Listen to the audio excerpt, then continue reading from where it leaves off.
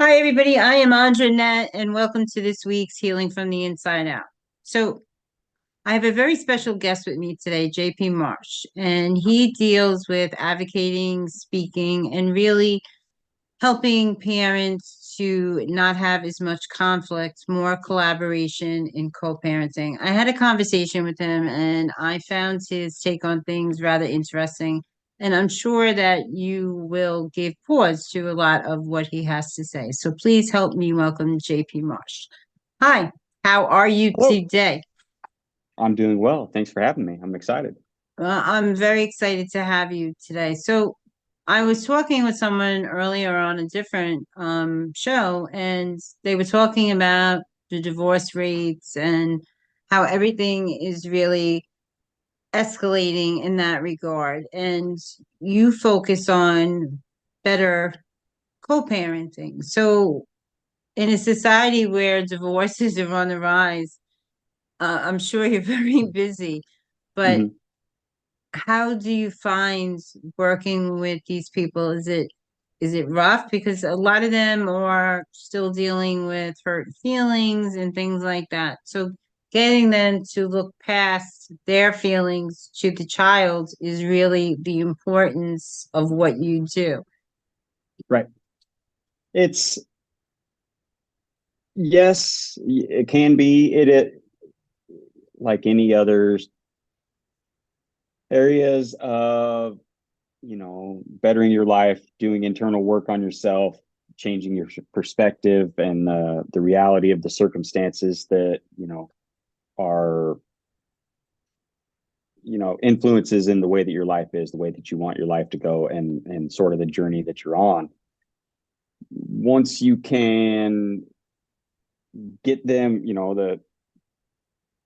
the there's a couple major hurdles that I've kind of found that parallel. It doesn't matter if you're the wife, it doesn't matter if you're the husband, it doesn't matter, it's the same sort of hurdles regardless. And the first one is just, I usually say getting out of your own, you got to leave your own pity party or get out of your own way and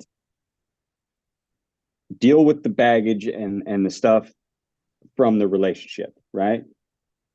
Because the relationship's gone. You're divorced, you're broken up, grieve it, let it die, move on. And then once you can get them to where they start realizing that and they can kind of change what their outlook on the circumstances of everything going on at this moment and where they want to be, as far as, do you want to be in a high conflict situation for the rest of your life, or do you want to be just a parent who's present and there for your kids? And you kind of get them to see it more through their children's eyes and the what they're going to be interpreting and what they're going to be seeing. You know what I mean? Like the way that you and your ex maybe speak to each other, or if you're having blow ups at drop off and pick up days, is that how you want to teach your kids that communicating adults interact with each other? And sometimes, if a lot of times if you just kind of change the way that they perceive it a little bit, just, I mean, you don't even have to do it a lot, but one of the things that I'll say to people a lot is, they'll tell me about a scenario where it was, there was a lot of conflict or a lot of back and forth, or they were in a big argument with their ex and stuff. And it was like, well, if you were called into your child's school and the principal told you that your kid was acting this way with another student, are they going to be in trouble? And most of the time they're going to say, well, yeah, they'd be in a ton of trouble. Then why are you doing Hmm. it? And so some of it's Sometimes, reframing, you know what I mean? yeah, sometimes the parents can learn a lot from the children. So, I mean, this has a major impact on the children if we don't learn to co-parent Mm-hmm. responsibly. I'm not in that situation, so I don't know how it is to be in that situation, but have seen some pretty bad situations where the child was pitted against the parents, you know, Right. or the one parent would ask the other child what was going on during their visit, and it's really their visit. It really doesn't matter. They were there for their parent or something, and the Right. child should not be meant to feel like they're in the middle. And in a lot of situations, that still occurs. So how do you Right. navigate that with your clients that are putting, I mean, because I'm sure you see it in people that you Mhm. work with. So how do you get them over that hump where you tell them, the child is the one that's Right. suffering here, and you got to put on your big girly pants and Mhm. stop Right. doing this, right? Right. And I mean, and you're exactly right. And it becomes a habit or something that tends to be, whether it's intentional or overlooked, it doesn't really make a difference because the downstream effects from using your child as either a weapon or a spy is going to have the same effects, whether you're doing it intentionally or maybe it's not super intentional, but it's just kind of is the what how you interact or whatever. But the higher the divorce rates are going, and the more and more that there's single parents or co-parenting relationships, whether it be out of divorce or unmarried couples, using trying to, I guess, giving them sort of clear facts and opening their eyes to the effects that they're going to have that it's going to have, because if you're using your children as weapons to hurt the other parent or as spies, essentially you're training your kids that they have to be this person at dad's house and this person at mom's house, because obviously I can't say I love mom at dad's house and I can't act like I love dad at mom's house. And so you're raising a child that's going to have two separate identities. And then as they age, when they become young adults, they're not going to have any identity because they've never allowed to be who they are. So if Well, they're getting in trouble for acting, you know what I mean? If there's having to spy on mom for dad and then act like they don't love mom when they're with dad, or act like they don't love dad when they're with mom because they see mom and dad fighting all the time, you're not allowing them to grow into their own person or be who they are shaping to be as their own individual person, because they don't know who they are because they're bouncing back and forth between two separate identities basically. And then once they get into adolescence, teenage, young adult years, they didn't get to grow as a person because they've been pulled by two separate parents to sort of act a certain way or try to pretend to be this certain way to appease one parent or the other. And I think it's going to end up being a really serious, you see a lot of it now, especially in cultural social constructs or the way that some people are. And you can being around a lot of people and doing the co-parenting thing, I can tell if somebody was if their parents had a really high conflict relationship, if they came from a divorced home and they were raised in like a real super conflict relationship by their parents, just by the way they are as an adult. Because a lot of times they're really bad decision makers. They're really non-confrontational. They won't have difficult conversations. They have a hard time standing up for themselves. They tend to sort of float through and need instructions 24 hours a day because they've never been mhm. able to just sort of be, you know what I mean? And so you got a vast number of people who really don't know who they are, don't know who they want to be, kind of just join the workforce and kind of stay in these high school age beginner jobs, and they're well into their 30s, stocking grocery store shelves when they're you know physically capable and mentally blocked from really becoming an adult because they don't have any social the same skills that somebody who wasn't in that sort of environment their entire childhood. I think that can happen really in any home. I think that I can definitely see how it would happen in these type situations. But I know people that have grown up in really good family homes and they're emotionally Right, stunted, right. you know? So I mean that's kind of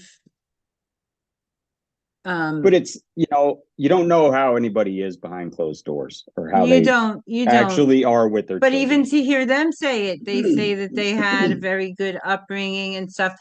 So I didn't have a dad growing up. My dad wasn't Hmm. around. My dad died very, very young.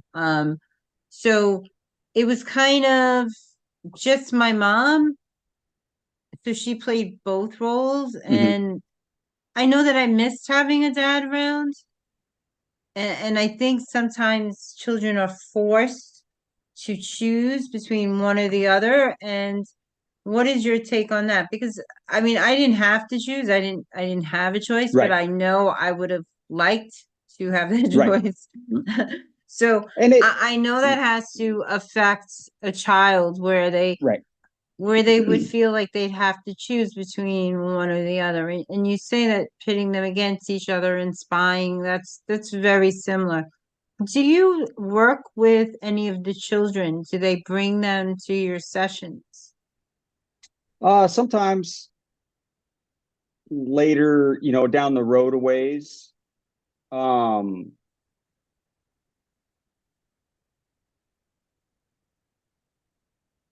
some of the baggage and traumas that sort of come up with children is not necessarily my area. You Okay. know, I can, through my journey with co-parenting, I can help them make implemented adjustments to their communication styles, boundary setting, certain sorts of, common triggers and roadblocks or booby traps that'll kind of come up in certain stages. Um, but it's tricky because you got to be the change that you want to see, same as anything else. But some of the things with the children, especially depending on what's going on and these things and those things, a lot of times, unless there's super traumatic things, that maybe they need therapy or need individual help or something like that as far as the kids, most of the conflict type stuff will kind of come out in the wash as long as both parents can be present. You know what I mean? If say in So the you do scenario see where them together? They come in as a couple? sometimes, um if the other parent is willing, yes. Well, I um mean, that has to be difficult if the other parent's not willing, because that kind of tells right. you there's a problem right away, Right, right? right. Because And it we should both, as parents, want to do the best for our child because we do have you to would do this together.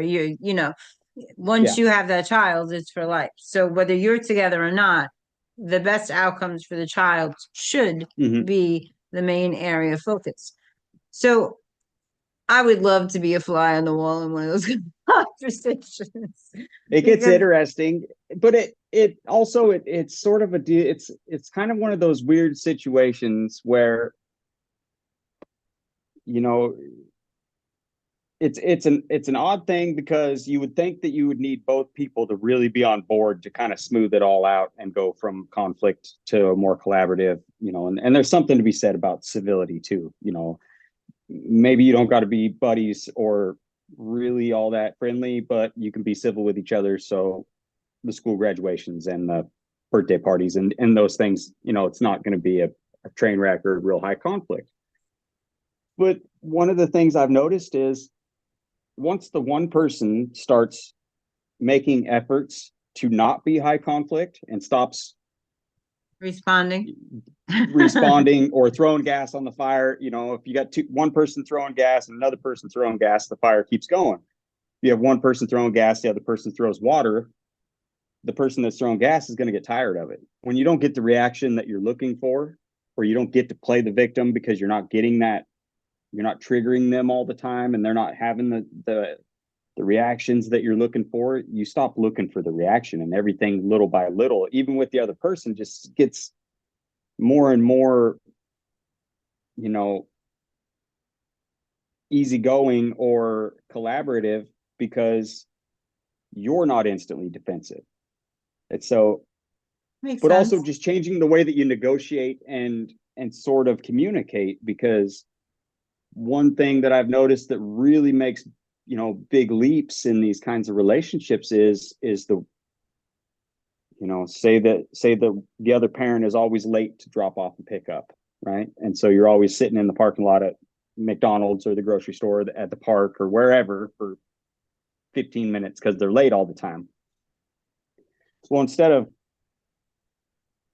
constantly nagging on them because they're always late, or sending them a snooty message to get your point across that you're upset that they're late, wait for the time that they're on time, and then make it a point to say how, I love it how you respect my time, and you don't, when you're on time and I don't have to wait, and these things and those things. And they're Positive going to be more apt. affirmations Well, they're going to be, yeah, I mean, they're going to be to more do it apt to be again on because there's a time. Right. reward. And But if they're they're always getting ragged on and getting nagged on, what does it matter? But picking your battles is another big thing. If you blow up over every minuscule thing, nothing is ever a big deal because you're always blowing up. But if you quit sweating all the small stuff, and then if something is an actual issue, taking an extra day or this vacation that conflicts with your schedule, and you're like, hey, whoa, we need to talk about this. Then they're like, okay, well, this is serious because it's not triggering them, but like, it's not, the arguments that we're having 5 nights a week over, you didn't braid her hair last night, or whatever the case may be. Yeah, something silly. So I think it's interesting that you've gone down this path, and I know that you're co-parenting and you have a very good relationship, and that kind of made you want to help other people. So can you tell the audience a little bit about that and what really got you down this path? Yeah. So my daughter's 9 now, a little over 9. Me and her mother had split up not long after she turned 2. So I've been doing the co-parenting for 7+ years. And at first there was a fair amount of conflict until I started changing my reactions and changing the things that I was doing and the things that I would get instantly defensive, and then I would say something, trigger her, she would say something back, and then it would just be a big text battle for the rest of the night. And little by little, as I grew and looked inward and really examined myself and dissected myself in the mirror, essentially, of the things that either I was getting triggered by or letting her push my buttons, whether it be legitimate or not, what is this reaction doing for me? How is this mindset or this thought process or these actions benefiting me, her, or my daughter? And then one of the big ones is when, in my relationship and the way that I view my daughter's mother is you'll rarely ever hear me say my ex, because that's not who she is in my life, right? She's my daughter's mother, and we are a team raising our child to be try to do the best that we can. But when I reframed the labels I was using towards her, so then the anger, shame, the guilt, all these things from this relationship don't come into play because it's not part of my life. It's not who she is in my life, And so then now we're at a place, my daughter's in a blended family, but we do barbecues together and sit at school functions and sit at the dance recitals and some holidays and all these different things, which may not be on the table for everybody, but it makes it a lot easier. And Certainly on the child. right.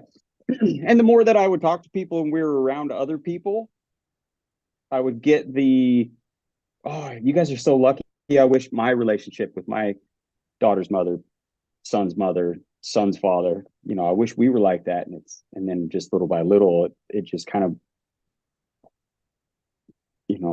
seeing the way that my daughter is around the kids that are her age, being from a split up nuclear family, and then watching the other kids at her dance recitals and at her soccer games and at her school functions and these other things you can see where the parents are not in this sort of place. The kids act different. You can kind of see it if you're aware enough to look for it. And then growing up, I grew up around the AA system. My dad stopped drinking when I was, 5, 6 years old, and we'd spend a lot of time around AA. So I'm a friend the of idea Bill's. right. And so the idea of coaching, mentoring to me was very closely related to a sponsor in AA, because you're helping people 3 to 5 years behind you on the same journey that you're on. And so it wasn't a huge leap for me to kind of see the benefits of having a mentor or a coach, or if you want to say sponsor, or you know what I mean, that kind of a deal. And so that, maybe it wouldn't have been such an easy correlation if I hadn't grown up around AA with the sponsors and the community and the meetings and all that stuff.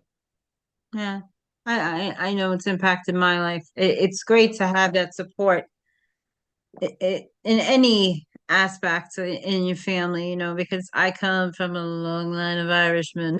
So, so, so I'm very familiar with the bill system. I've been a member a long time myself. So, yeah, I do talk about that because I know it helps other people. So, Right. so what if you could have like a perfect world for how these scenarios work out for these families? What would that be for you? Because the divorce rate is only growing higher. It's getting easier and easier, and family doesn't have the same meaning that it did Right. 20 years ago or 30 years ago. People are very quick to just say, okay, it's not working, and end it. And then there are those people that, for the life of me, like if you could look at them, you could see they don't get along. You don't understand why they even got married.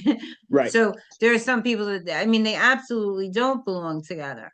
But there are some people that, really loved each other, and, but they just don't know how to handle the tension. So if I were in that situation and it was workable, of course I would want to see them work it out. But once, all bets are off and they say this is not going to happen, then finding someone like you, I think, could be a game changer for that child, because there's so many constraints in this world around growing up, and there's so much going on in the school systems with the bullying and the lack of the support there, that the last thing they need to do is come home and feel like they have to choose between their parents, or be around that kind of anger and animosity after a long day of school. So what would you like to impress upon parents that are listening? Because this is really for the parents. The kids really don't have a choice in this. Right. Well, I mean, yeah, you chose to have a child. The child didn't choose to be born. And so they're always sort of stuck in the middle. And, the more that I talk to people, and the more that I kind of think about it, and then from, and it might be, and I'd be lying if I didn't say that I was a little skewed, because I am on the father's side as opposed to like the mother's sort of side of it. Man. Right. That's natural. And I mean, I'm going to stand up with my women. That's what's going to happen. And as far as the court system and the way the system is sort of structured and goes, which I'm lucky enough to where we were unmarried, so everything that we have figured out. It doesn't go through the court system because we don't have a divorce. We didn't have to go through the court system for any of our co-parenting time, any of these things. But at the same time, we were both adults and put our daughter first. She needs parents, both parents, dad and mom. But the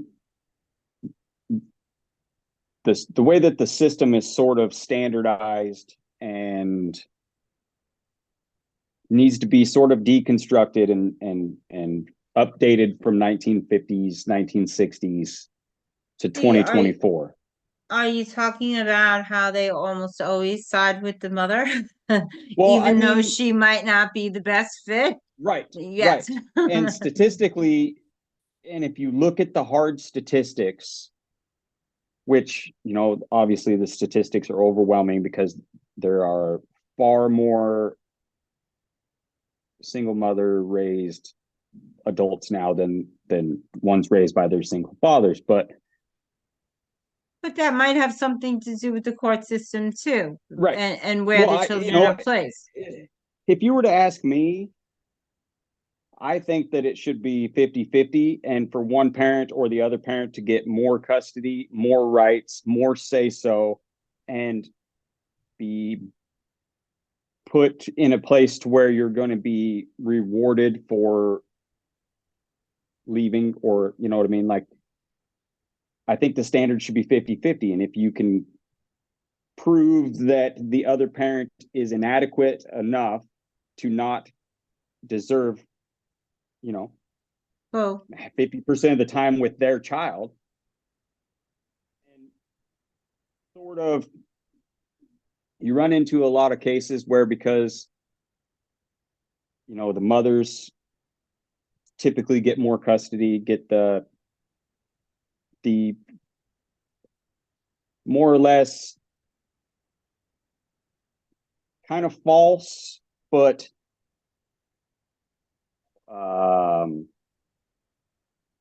they get this illusion of all of this power and control over all decisions and everything that has to do with the child. Like, no, it's my child and you get to visit it, but don't be late paying me the money or you don't get to see her. You know what I mean? Like, and all of these things, you run into a lot of situations where, like,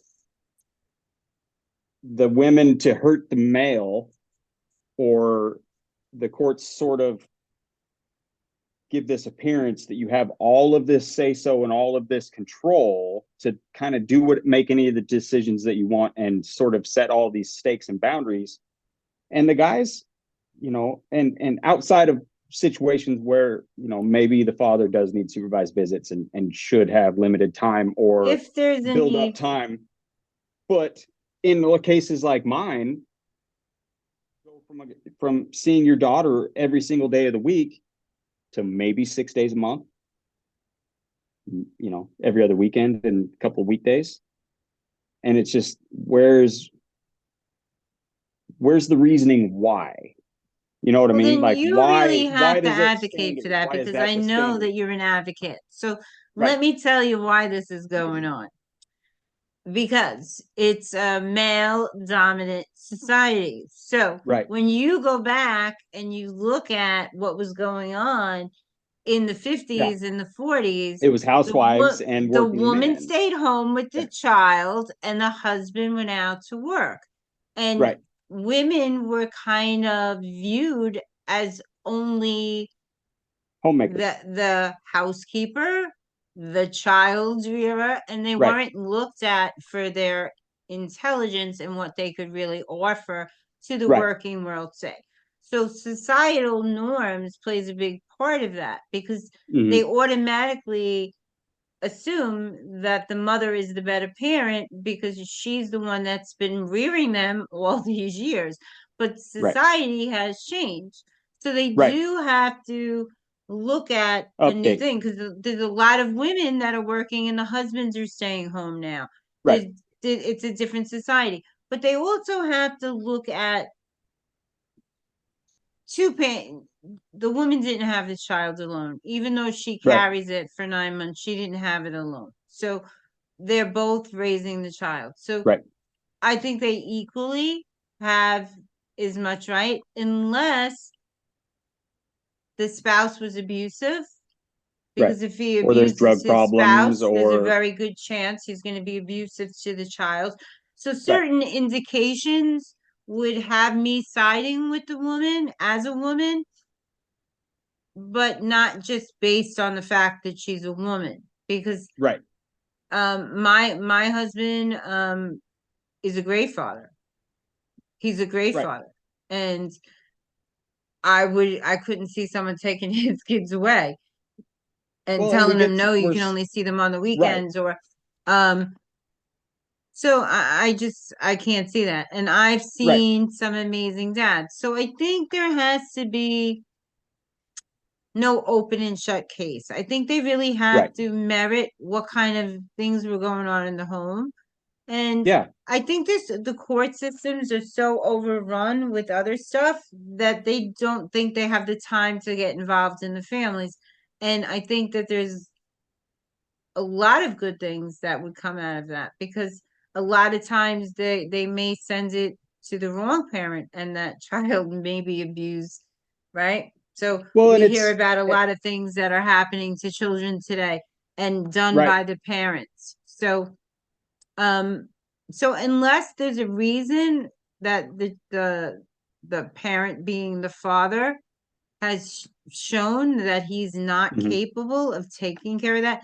If he was unemployed and hadn't been able to hold a job for a really long time, I think that might have a lot of Right. weight in him raising the child Right. solely, but it shouldn't impact his visitations Right. or anything like that. But it would impact whether or not the child was able to live with him because he couldn't provide, right? So, and I don't think that they should really base it just on the better provider either. So if the dad makes more money than the mom, that doesn't make him a better Right. provider.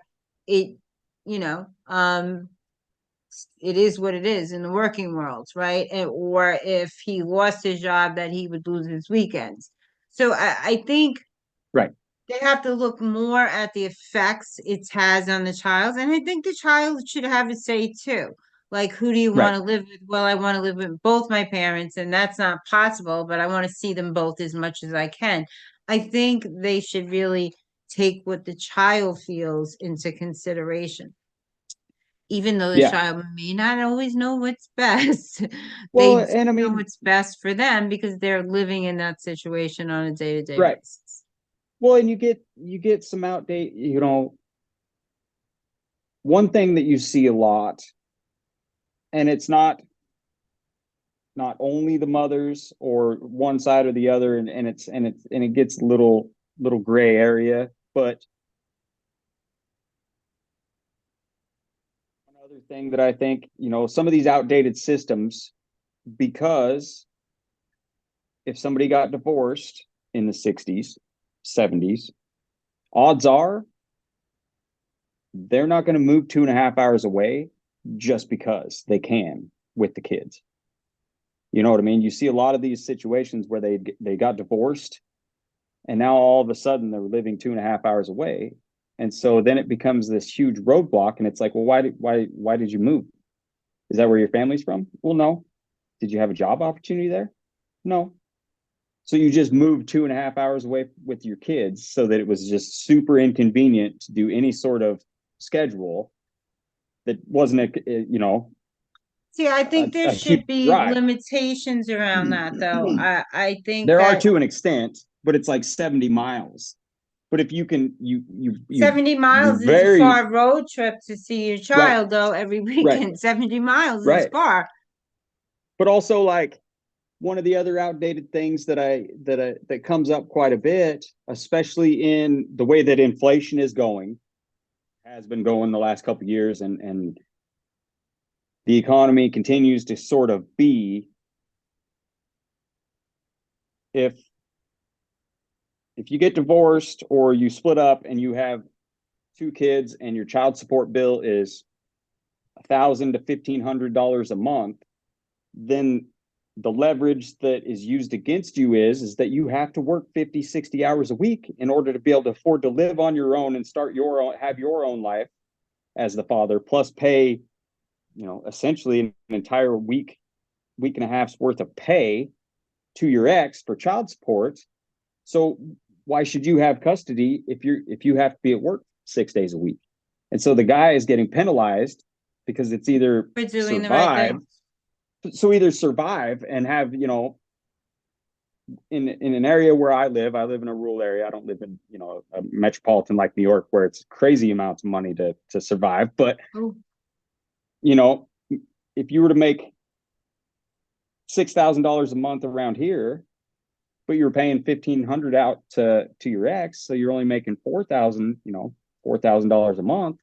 It's a hardship. Which it is, because you're paying $1,500 a month in rent, plus your expenses, groceries, and I mean, you have to work 60 hours a week in order to pay your bills and give the child support money, and so then you're penalized because you have to work that much to be able to survive. Whereas if you didn't have to pay all that money, you would have 20 hours a week that you could spend with your children. And I think it's kind of weird that you're obligated but then penalized. You know what I mean? Like, not only are you penalized financially, but you're penalized with your time. The system is not set up Right. to really support anyone in that situation. So and it's if big business. it is big business. The whole system is Everything's big business. Yes, of course it is. It's all big business. Even the health. I'm in healthcare. It's all about business. Mm-hmm. It's not about the people anymore. So No. that's why people like you that are out there are making it about the people again. And that Mm-hmm. it's a different level of care, right? And Right. especially because you've lived through it. So if somebody wanted to reach out to you to work with you, how do they go about finding you and connecting to you? Most everything I do is through Instagram. Okay. Social media is not really something that I enjoy, and so I don't Okay. do It's a lot of it. okay. I don't do a lot of, but on Instagram, and then just message me on Instagram is the easiest way to try to find me or connect with me. And are you under your name, JP Marsh? Yeah, just JPMRSH. There's no A. Okay. So I'm going to ask you to hang out for a minute, and Mhm. I'm going to bid our audience farewell and thank them for tuning in. Did you have any last things that you wanted to tell them? If you had one insight that you could share with them? Um,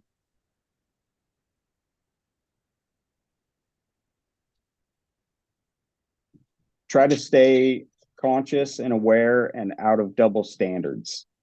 And so if you're allowed to do it, they're allowed to do it. So if you can have a life, they can have a life.